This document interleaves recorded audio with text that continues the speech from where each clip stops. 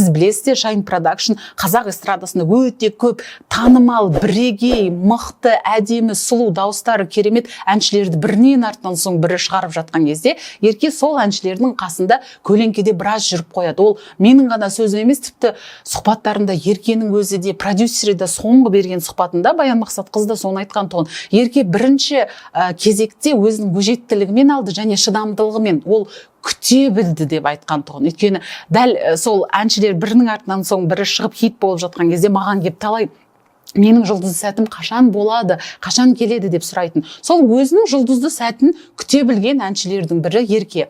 Енді Shine Production'да 6 жыл жұмыс жасап, Іңкәр тобында біраз бейнебаяндар шығарып, кішігірім, одан кейін сахнаға да шығады, бірақ дегенмен көлеңкеде біраз жылдар, 6 жылдан уақыт көлеңкеде болады. Бірақ 2012 жылы Ерке топтан кетеді, бірақ Shine Production'да әрмен қарай өзінің жұмысын жалғастырады.